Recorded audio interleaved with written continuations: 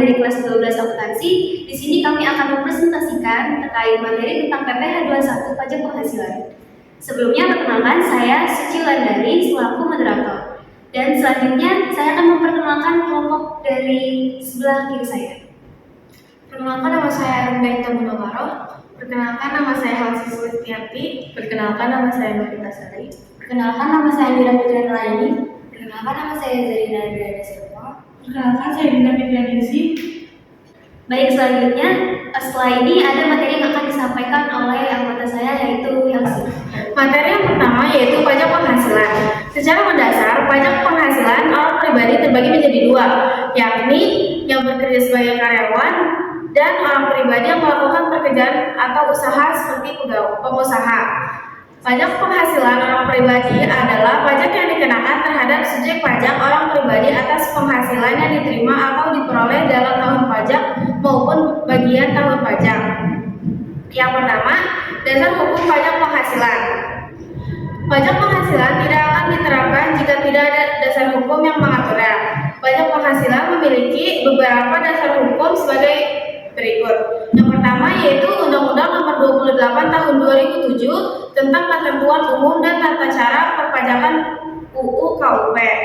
Dan yang kedua yaitu Undang-Undang Nomor 36 Tahun 2008 tentang perubahan keempat atas Undang-Undang Nomor 7 Tahun 1983 tentang pajak penghasilan.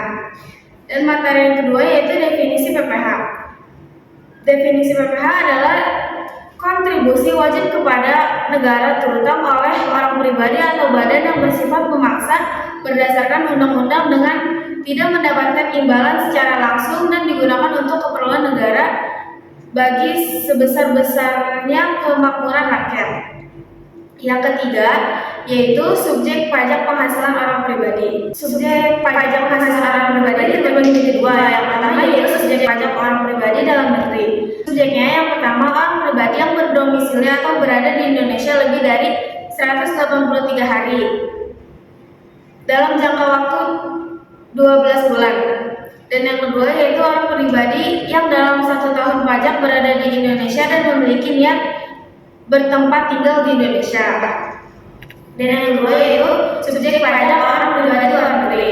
Yang pertama orang pribadi yang tidak bertempat tinggal di Indonesia tidak lebih dari 183 hari dalam jangka waktu 12 bulan dan badan yang tidak didirikan tidak bertempat kedudukan di Indonesia yang menjalankan usaha atau melakukan kegiatan melalui bentuk usaha tetap di Indonesia. Yang kedua yaitu orang pribadi yang tidak bertempat tinggal di Indonesia, badan yang tidak didirikan dan tidak bertempat kedudukan di Indonesia, yang dapat menerima atau memperoleh penghasilan dari Indonesia tidak dari menjalankan usaha atau melakukan kegiatan melalui bentuk usaha tetap di Indonesia. Baik, yang selanjutnya itu adalah bukan subjek pajak penghasilan. Yang pertama itu adalah Badan Perwakilan Negara Asing, yang kedua adalah pejabat perwakilan diplomatik dan konsulat atau pejabat lain dari negara asing, dan orang-orang yang diperbantukan kepada mereka yang bekerja dan bertempat tinggal bersama mereka dengan syarat bukan warga Indonesia atau WNI dan negara yang bersangkutan memberikan perlakuan timbal balik. Yang ketiga itu adalah organisasi internasional yang ditetapkan oleh keputusan Menteri Keuangan dengan syarat Indonesia ikut serta dalam organisasi tersebut dan organisasi tersebut tidak melakukan kegiatan usaha di Indonesia, contohnya WTO, FAO, dan UNICEF. Yang keempat itu adalah pejabat perwakilan organisasi internasional yang ditetapkan keputusan Menteri Keuangan dengan syarat bukan WNI dan tidak memperoleh penghasilan dari Indonesia. Yang selanjutnya itu adalah objek pajak dan bukan objek pajak penghasilan orang pribadi. Yang pertama itu adalah objek pajak penghasilan orang pribadi. Contohnya itu adalah penghasilan dari pekerjaan. Maksud dari penghasilan dari pekerjaan itu yaitu adalah gaji, penghasilan dari usaha atau pekerjaan bebas, hadiah dari pekerjaan atau kegiatan dan penghargaan. Yang kedua itu adalah penghasilan dari modal investasi. Maksud dari penghasilan ini adalah keuntungan penjualan atau karena pengalihan harta. Dan yang ketiga itu adalah penghasilan lain-lain. Penghasilan lain-lain ini contohnya itu ada hadiah dari undian dan surplus Bank Indonesia. Yang misalnya adalah dikecualikan dari objek pajak penghasilan orang pribadi. Contohnya itu adalah warisan. Yang keenam yaitu lama-lama untuk menghitung PPh orang pribadi. Hitungan pajak penghasilan orang pribadi harus dilakukan dengan tepat, yaitu sesuai dengan langkah-langkahnya. Oleh karenanya, memahami langkah perhitungan PPh orang pribadi merupakan hal yang penting dalam perpajakan. Langkah-langkah perhitungan pajak penghasilan orang pribadi yaitu yang pertama, identifikasi jenis penghasilan yang dikenakan PPh final. Nah, penghasilan yang sudah dikenakan pajak penghasilan final tidak dihitung lagi PPh-nya dalam SPT tahunan. Demikian juga PPh final yang sudah dipotong atau dibayar tidak akan dikreditkan dalam SPT tahunan. Yang langkah kedua yaitu identifikasi penghasilan yang bukan objek pajak. Jenis penghasilan yang bukan merupakan objek pajak berdasarkan pasal 4 ayat 3 Undang-Undang Pajak Penghasilan diantaranya bantuan, sumbangan, dan warisan. Langkah ketiga yaitu identifikasi jenis penghasilan selain penghasilan yang dikenakan PPh final dan penghasilan yang bukan objek pajak. Penghasilan yang tidak dikenakan PPh final dan juga yang bukan termasuk penghasilan yang bukan objek pajak, inilah yang merupakan dasar untuk melakukan perhitungan pajak penghasilan dalam 1 tahun. Langkah keempat yaitu identifikasi jenis penghasilan objek pajak tidak final. Selanjutnya kita diidentifikasikan penghasilan ini ke dalam 3 jenis penghasilan, yaitu penghasilan usaha, penghasilan dari pekerjaan, dan penghasilan lain-lain. Langkah kelima yaitu hitung penghasilan neto masing-masing jenis penghasilan. Penghasilan neto tiap-tiap jenis penghasilan dihitung dengan cara mengurangkan penghasilan bruto dengan pengurang atau biaya penghasilan. Langkah keenam yaitu jumlahkan seluruh penghasilan neto. Penghasilan neto masing-masing jenis penghasilan kita jumlahkan termasuk penghasilan yang digabung dan penghasilan anak yang belum dewasa. Langkah ketujuh yaitu hitung penghasilan kena pajak. Penghasilan kena pajak diperoleh dari total penghasilan neto dikurang dengan zakat atas penghasilan, kompensasi kerugian, dan penghasilan tidak kena pajak (PTKP). Langkah yang terakhir yaitu hitung pajak penghasilan terutang. Pajak penghasilan PPh terutang dihitung dengan cara mengalihkan penghasilan kena pajak dengan tarif pasal 17 atau tarif umum. Yang kedua itu komponen penghitungan PPh orang pribadi dan contoh penghitungannya. Yang pertama adalah penghasilan kena pajak. Wajib pajak orang pribadi dapat dibedakan menjadi 2, yaitu wajib pajak orang pribadi dalam negeri dan wajib pajak orang pribadi luar negeri. Di dalam negeri terdapat 2 cara untuk menentukan besarnya penghasilan kena pajak atau PKP. Yang pertama penghitungan dengan cara biasa. Yang kedua perhitungan dengan menggunakan norma perhitungan. Adapun untuk wajib pajak luar negeri yaitu yang pertama wajib pajak luar negeri yang melaksanakan usaha atau melaksanakan suatu kegiatan melalui badan usaha tetap yang ada di Indonesia. Yang kedua wajib pajak luar negeri lainnya yang tidak menjalankan usaha atau melakukan kegiatan melalui suatu bentuk badan usaha tetap. Yang kedua ada dasar pengenaan dan pemotongan PPh pasal 21. Yaitu yang pertama penghasilan kena pajak yang berlaku bagi pegawai tetap, penerima pensiun berkala, pegawai tidak tetap yang penghasilannya dibayar secara bulanan melebihi 2.025.000. Yang kedua jumlah penghasilan yang melebihi 450.000 sehari. Yang berlaku bagi pegawai tidak tetap atau tenaga kerja yang lepas yang menerima upah harian, upah mingguan, upah satuan atau upah borongan sepanjang penghasilan kumulatif yang diterima dalam suatu penghasilan dalam 1 bulan kalender belum melebihi 8.200.000. Yang ketiga ada 50% dari jumlah penghasilan bruto yang berlaku bagi bukan pegawai yang menerima imbalan yang tidak bersifat kesinambungan. Yang keempat jumlah penghasilan bruto yang berlaku bagi penerima penghasilan selain penerima penghasilan sebagaimana dimaksud dalam Undang-Undang Pajak Penghasilan. Yang ketiga adalah pengurang penghasilan bruto. Penghasilan bruto adalah jenis penghasilan yang dikalikan tarif pajak dikurangi lebih dulu penghasilan brutonya dengan pengurang yang telah ditentukan seperti biaya jabatan dan penghasilan tidak kena pajak. Selanjutnya itu ada pengurang yang diperbolehkan. Cara menghitung besarnya penghasilan kena pajak atau PKP bagi wajib pajak yaitu jumlah penghasilan bruto dikurangkan beberapa hal sebagaimana dijelaskan dalam ketentuan pasal ayat 1 Undang-Undang Pajak Penghasilan. Adapun hal yang dimaksud Di antaranya adalah yang pertama, biaya untuk mendapatkan, menagih, dan memelihara penghasilan, termasuk biaya pembelian bahan, biaya yang berkenaan dengan pekerjaan atau jasa termasuk upah, gaji, honorarium, bonus, gratifikasi, dan tunjangan yang diberikan dalam bentuk uang, bunga, segi royal, biaya perjalanan, biaya pengolahan limbah, piutang yang nyata-nyata tidak dapat ditagih, premi asuransi, biaya administrasi, dan pajak kecuali pajak penghasilan. Yang kedua yaitu penyusutan atas pengeluaran untuk mendapatkan harta terwujud dan amortisasi atas pengeluaran untuk memperoleh hak dan atas biaya lain yang memiliki masa manfaat lebih dari 1 tahun. Dimaksud dalam Undang-Undang Pajak Penghasilan pasal 11 dan 11A. Selanjutnya yang ketiga, iuran dan pensiun yang pendiriannya telah disahkan oleh Menteri Keuangan. Yang keempat, kerugian karena penjualan atau penagihan harta yang dimiliki dan digunakan dalam perusahaan atau yang dimiliki untuk mendapatkan, menagih, dan memelihara penghasilan. Kemudian selanjutnya kerugian karena selisih kurs mata uang asing. Selanjutnya biaya penelitian dan pengembangan yang dilakukan di Indonesia, biaya sewa, magang, pelatihan, dan piutang yang nyata-nyata tidak dapat ditagih dengan syarat. Sumbangan dalam rangka penelitian dan pengembangan yang dilakukan di Indonesia yang ketentuannya diatur dengan peraturan pemerintah. Sumbangan dalam rangka penanggulangan bencana nasional yang ketentuannya diatur dengan peraturan pemerintah. Biaya pembangunan infrastruktur sosial yang ketentuannya diatur dengan peraturan pemerintah. Sumbangan fasilitas pendidikan yang ketentuannya diatur dengan peraturan pemerintah. Dan yang terakhir ada sumbangan dalam rangka pembinaan olahraga yang ketentuannya diatur dengan peraturan pemerintah. Selanjutnya yang kelima yaitu kompensasi kerugian.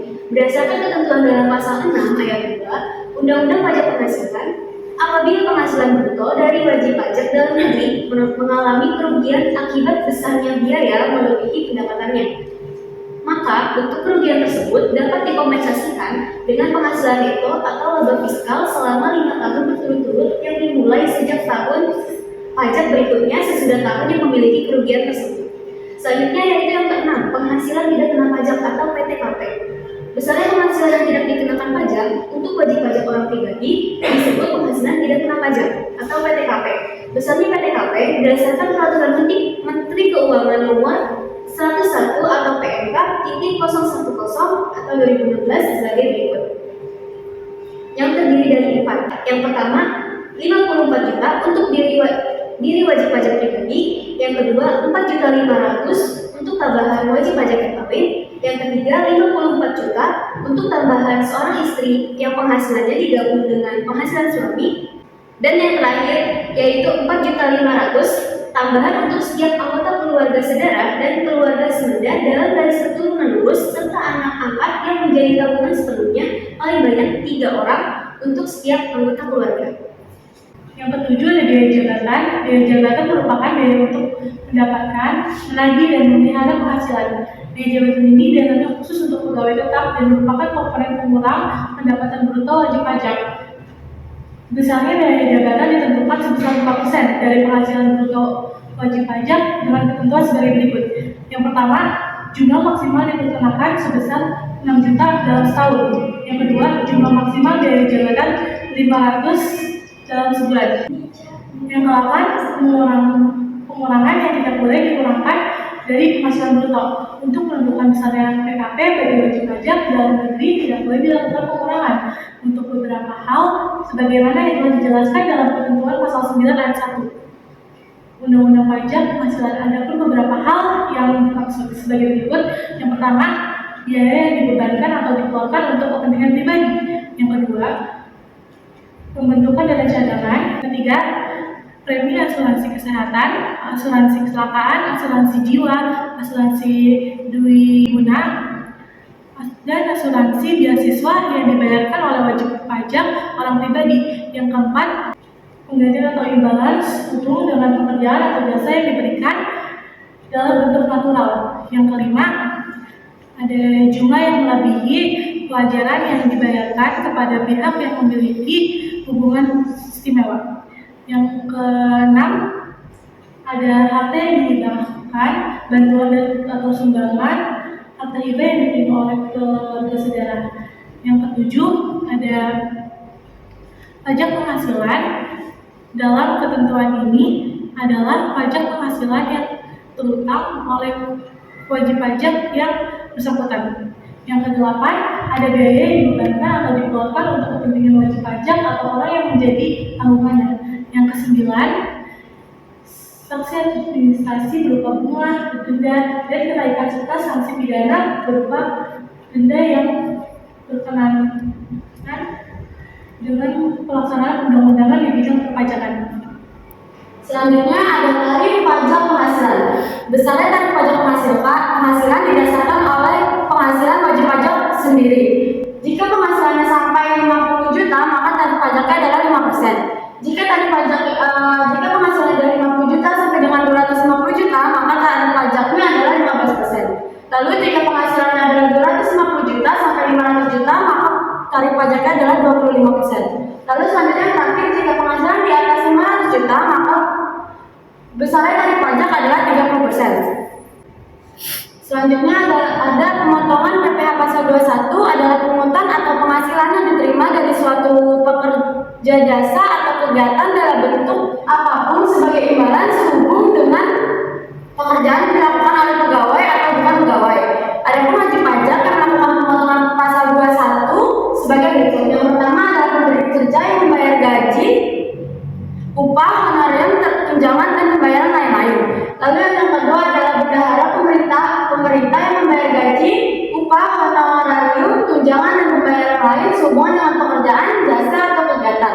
Lalu yang ketiga ada dana pensiun atau badan lain yang membayarkan uang pensiun dan pembayaran lain dengan apapun dalam rangka pensiun. Lalu yang keempat adalah badan yang membayar honorarium atau pembayaran lain sebagai imbalan hubungan dengan jasa, termasuk jasa ahli yang melakukan pekerjaan bebas. Lalu yang terakhir ada penyelenggara kegiatan yang melakukan pembayaran sehubungan dengan pelaksanaan suatu kegiatan.